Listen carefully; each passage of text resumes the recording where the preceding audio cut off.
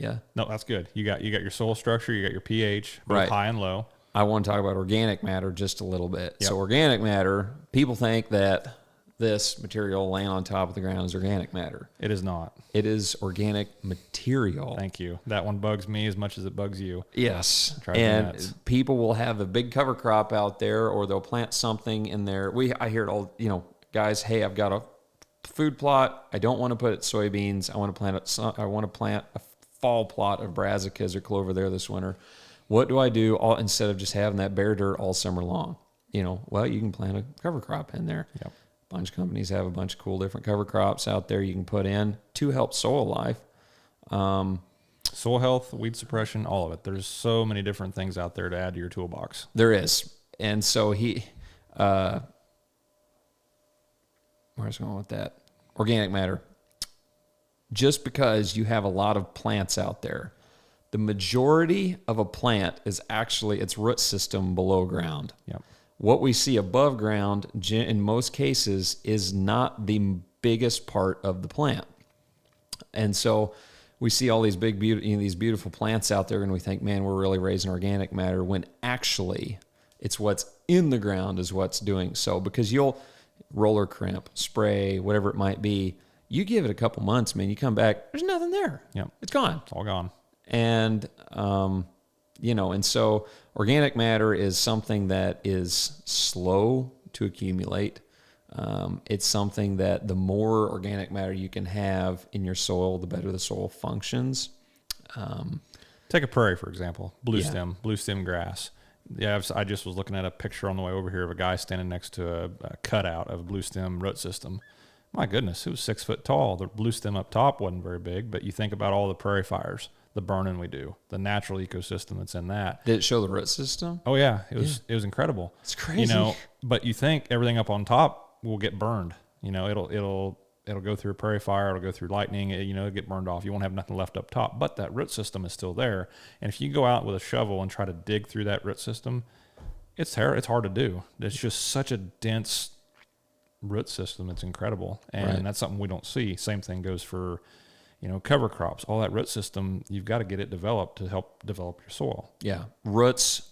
And so roots is another thing that will improve your soil structure for many, many reasons. And especially in the food plot world. And I mean, early on as a farmer, I thought this too. I thought we would apply fertilizer, this little granule of fertilizer right there as a picture, and then our root would grow down and it would hit that and go, oh man, it'd be like a can of pop, we're good to go. Well, when that's not actually how fertility in soil functions. Right. And so we're going from organic matter and microbial life to how does microbial life improve our plant quality? So we've got, say we apply fertility. Most forms of fertility are not plant available early on. It has to go through a breakdown cycle to then become plant available. What breaks it down? Just so happens microbial life. There you go. Exactly. Just funny how it just works. And so we apply, say, dry spread urea. Say we're going to go plant some corn, field, food plot, whatever it might be. I'm going to say food plots because you and I apply our nitrogen in a liquid strip till. But we do some dry spread urea in smaller areas and so on and so forth. Let's say a food plot setting, spread a dry urea, work it in, not work it in, whatever it might be.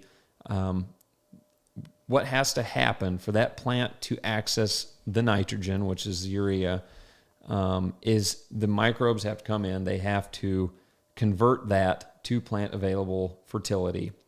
The plant sends out a signal into the ground through the root system. Hey, I need, say, nitrogen.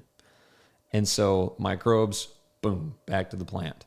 And the plant will continue to do this through the entire growing season. Say, hey, we're at a point where we need a lot of phosphorus and a lot of, say boron or whatever it might be. There's paired nutrients. I'm not going to get into paired nutrients that work in hand, but say we need a lot of phosphorus, we need a lot of potassium, whatever it might be. And so the plant is sending signals to the ground through the root system of which microbes are responding to, and then they will go out and bring it back to the plant.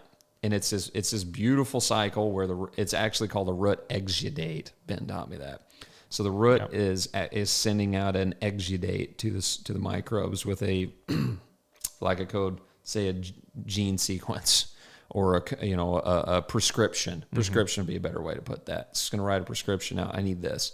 Here, microbe. Here is something from me. And it's beneficial to the microbes. They have to have each other. Without plants, microbes die. Without microbes, plants die. I'm going to give you something, and in return, you bring me this. And it works really well, And so, okay, we need phosphorus. Bring it back to the plant. Plant's able to fulfill that need, and it exudes a root exudate. We need some manganese. Boom, back to the microbes, manganese, and they're workers in this cycle to grow the plant, because the better the more plant we grow, the more microbe activity is supported. The more you reach, the bigger your root system is, the more area of organisms you can get to, the more microbial activity you can get to, and the more chance of having more nutrients. Exactly. So there you go. Yeah, so there you have it. That's easy. That's it. That's all there is to it. See you guys.